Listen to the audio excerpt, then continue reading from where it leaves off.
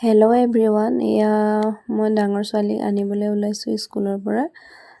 ছোৱালী আৰু মই সৰু ছোৱালীক কোলাত লৈ এনেকৈ, কাৰণ তাই যিহেতুকে এতিয়াও খোজ কাঢ়িব পৰা হোৱা নাই, সেইটো তাইক লৈ এনেকৈ কৰি কোলাত লৈ পেলাই যাব ওলাইছোঁ। কাৰণ দেউতাকো ডিউটিলৈ গৈছে আৰু মৰ্ণিং ডিউটি থাকিলে অলপ দিগদাৰ হয় আৰু অনা নিয়া কৰিবলৈ।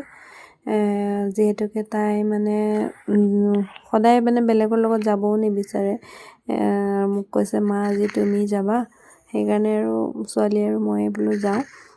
গৈ পেলাই অলপমান সোনকালে ওলাইছোঁ বাৰু, গৈ বহি থাকিম। এয়া আহি পালোঁ, তাইৰ লিখা হৈ গ'ল, এয়া ওলাই আহিছে আৰু। কিন্তু তাই মানে আজি হিন্দী আছিলে বাৰু, হিন্দীটো সিমান এটা মানে ভাল নহ'ল। আচলতে তাইৰ দোষ নহয় বাৰু, আমি টিউশ্যনো দিয়া নাই আৰু লগতে মানে ময়ো পঢ়াবলৈ ইমান এটা সময় নাপাওঁ তাইক। যিখিনি অলপমান সময় পাওঁ সেইকণ সময়তে তাইক মানে জোৰ জবজ কৰি পেলাই পঢ়োৱা যায় আৰু সৰু ল'ৰা ছোৱালী অকলে মানে পঢ়িব ইচ্ছা নকৰে। সেই আৰু উপায় নাই আৰু মানে কি ক'ম আৰু সৰুজনীকো সময় দিব লাগে, তাইকো সময় দিব লাগে, বৰ দিগদাৰ হৈ যায় আৰু নক'ব আৰু মানে যিসকলৰ আছে এনেকৈ সেইসকলে বুজি পায় বাৰু।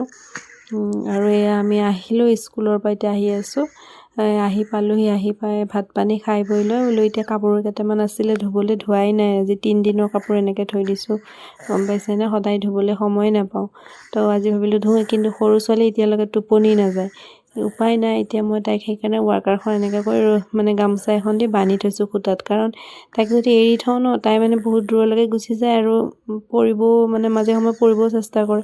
পৰিছিলে এবাৰ, সেইকাৰণে মই এনেকৈ কৰি বেছি দূৰলৈকে যাব নোৱাৰাকৈ বান্ধি থৈছোঁ আৰু এয়া মানে অকলশৰীয়া তাইতো দেখিছেনে, এবাৰ এৰি দিওঁতে তাই এনেকৈ কৰি দূৰত মানে গৈ পেলাই এবাৰ পৰিছিলে।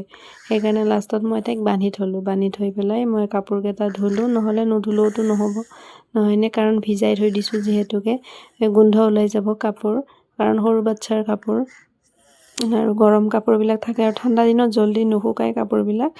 সেইকাৰণে আৰু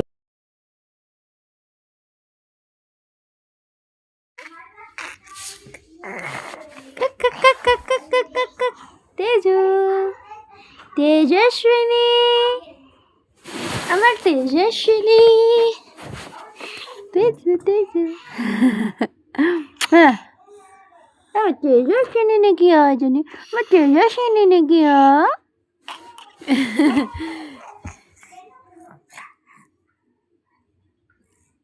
ওলে ওলে ওলে ওলে।